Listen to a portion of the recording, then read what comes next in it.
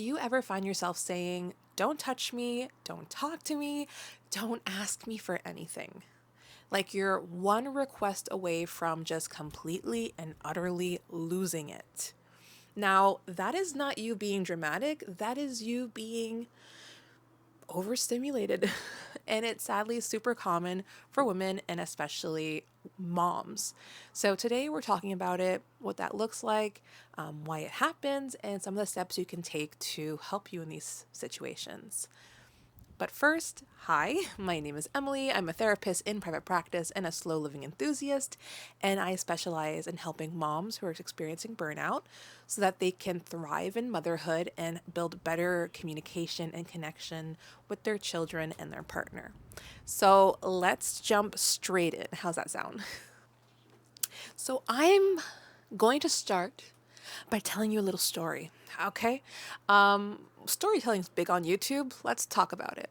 So here's a scenario that might sound familiar. So you just finished work and you had a lot of responsibilities to do at work. It's very demanding. You had team calls, you had phone calls, you had things to do, but then other things that weren't on your list that you had to do. You had people knocking on your door asking for your opinion about something. You really did it all.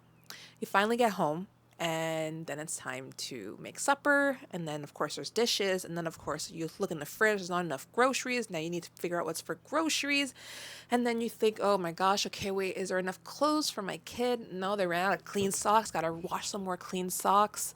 Oh, it's bath time too, I gotta do bath time for the kiddos. Okay, but bedtime, and then your husband lovingly tries to stroke your arm, and you're like, get off of me, do not touch me. And there's your husband like, what I do? Like, what's going on? And you're like, don't touch me. I'm here. I'm here. And and then he's like, what's the problem? Like, chill. And you're like, what's the problem? What's the problem? Look at all the things I had. Right? Because it's not just that too. You probably had your child climbing all over you at the same time while you're trying to brush their teeth. You don't have a moment to yourself. And then when you finally do, there comes your partner looking for a good time. I don't know. But does that sound somewhat familiar to you at all? And no, I am not hiding in your home. It's just something that's really common for the moms that I work with. And even for myself, like last week, I snapped at my husband when he like gently touched my arm after having a really hard time with my toddler. And I was like, get off, don't touch me.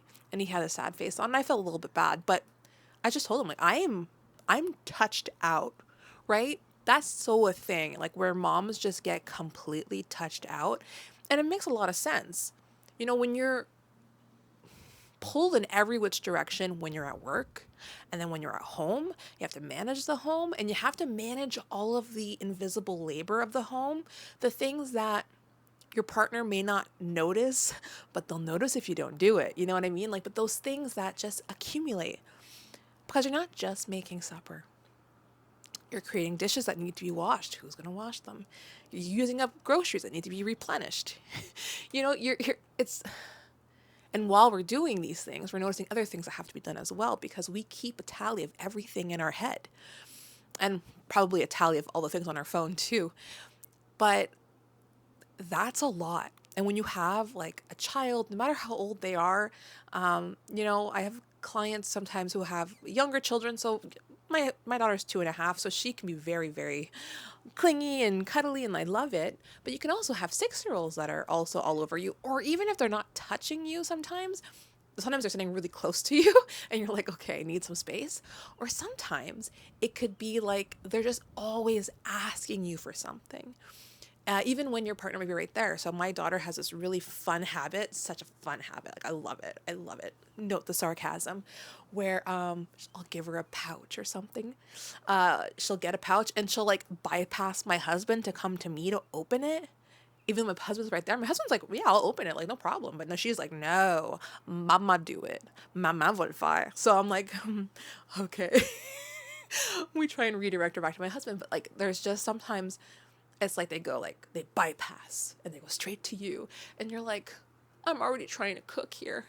Like last night I was trying to cook and my daughter kept coming. She's like, cuddle, cuddle. I'm like, I love you, but also I'm trying to cook and I don't know what to do, and and the dishes are overflowing and I don't know. So yeah, so that's what happens is we get so overstimulated, not only by our physical environment, which could happen, right? When we're getting touched too much, like by our partner, by our child, by the things. There's too many things in our home too that could be very overstimulating. There's dishes and there's things to clean, there's laundry, and that's very overstimulating.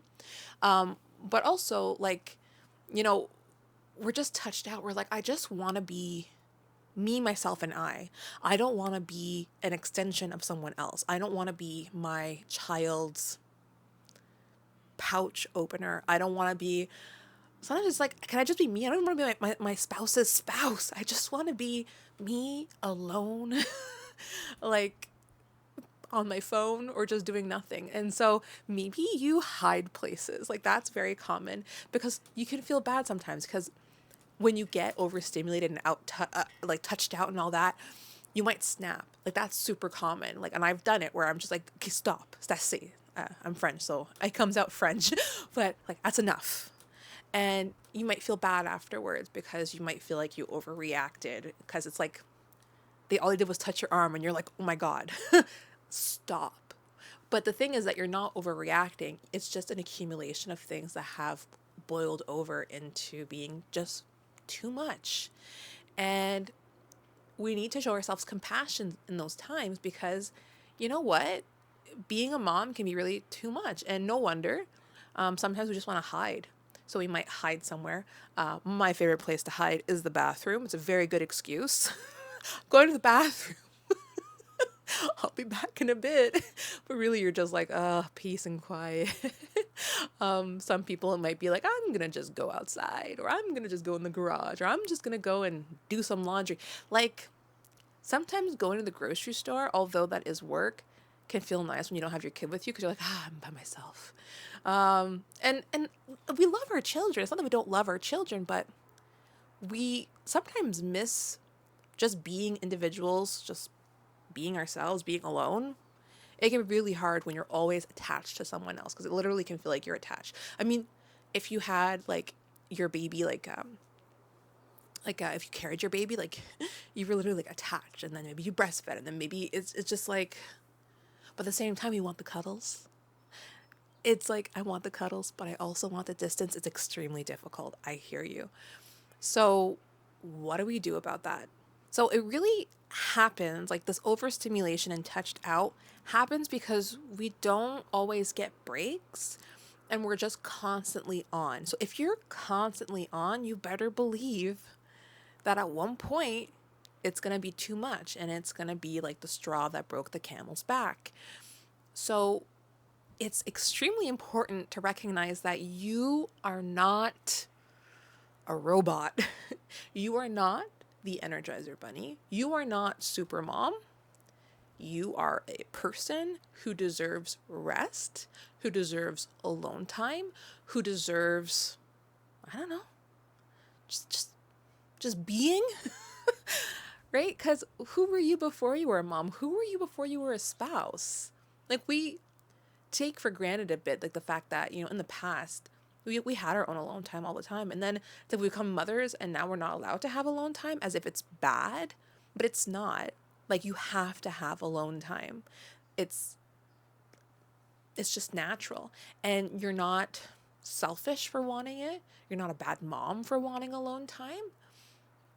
I get sick and tired of the like hypocritical, right? Where it's like, we recognize that other people need alone time, maybe people who are childless, maybe even your spouse. But when you want alone time, then it's like, it's not okay. And you might be thinking it because sometimes society says those things, right? I even feel bad sometimes. My daughter goes to daycare. I know I could never be a stay-at-home mom. Like I just don't have the capacity for it, and I know that.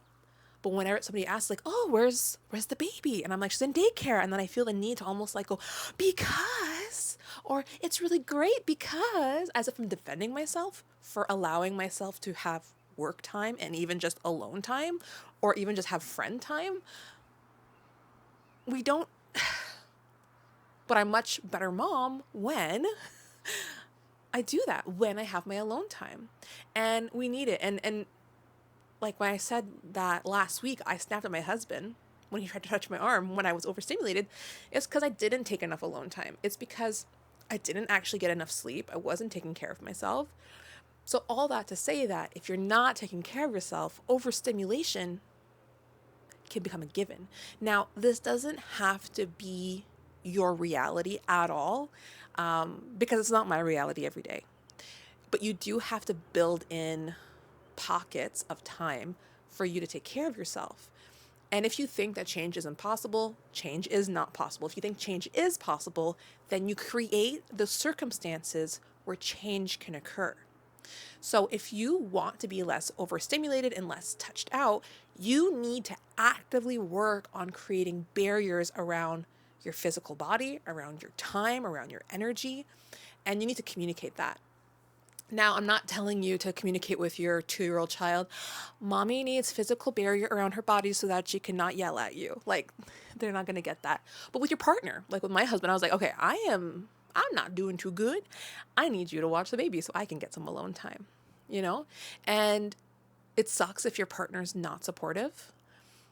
But sometimes we assume they're not supportive without actually verifying if they are. So give them the benefit of the doubt that maybe that they will be supportive. And if they're not, you're not requesting, you are telling, right? Sometimes I find we request time. Oh, may I, like, can I was going to be really polite. May I be like, can I have some time? Do you mind watching but does your spouse do that? Or do they just kind of like walk away? You know, it's like we approve it for other people, but not for ourselves. Sometimes we do have to be a bit more strong in our demands. So we have to be like, you're taking the baby. I'm going to go lay down. I'm having a hard time. I need some rest. And that's okay.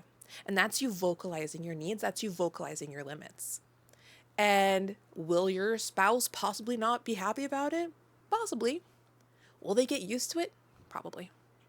And if they don't, maybe there's couples counseling needed. I don't know. I am not a couples counselor. But I've found that when my clients have set boundaries with their partners and they've done so in like a really communicative way, really, they get it. The spouses get it. Because if they really love you, like sometimes they don't understand your reality or what's going on in your head, and they don't understand this mental load because they don't have it.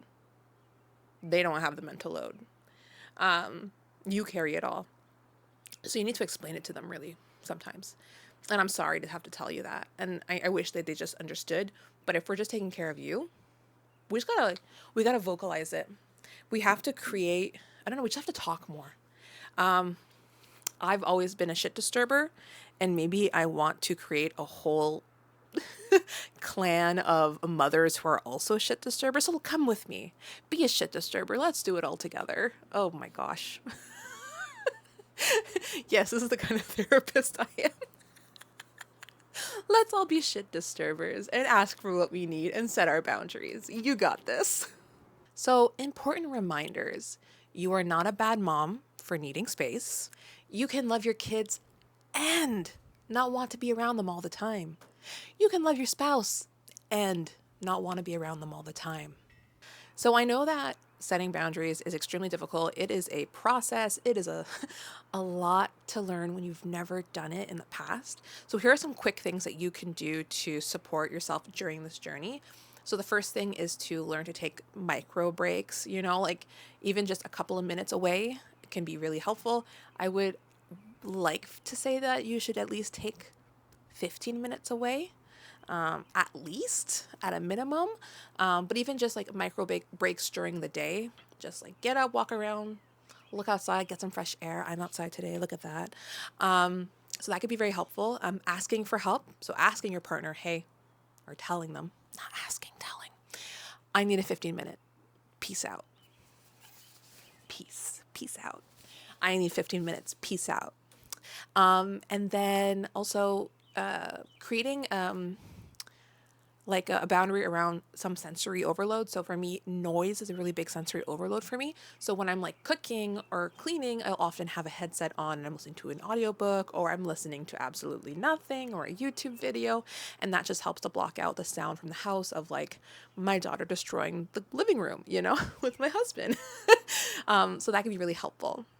If being overstimulated is and touched out is almost your like everyday life, then know that it's not how life should be, and you're most likely in a survival mode or a autopilot mode, but change is possible. And if this is really resonating with you and you would like additional support in this, my information to work with me within therapy is in the description below. And then also, if you're not looking for therapy or you're not in Ontario, I also offer other services. So you can just look in the description. But yeah, you're not alone and you deserve a break. And there's a mosquito. Keep living your authentic life. Bye.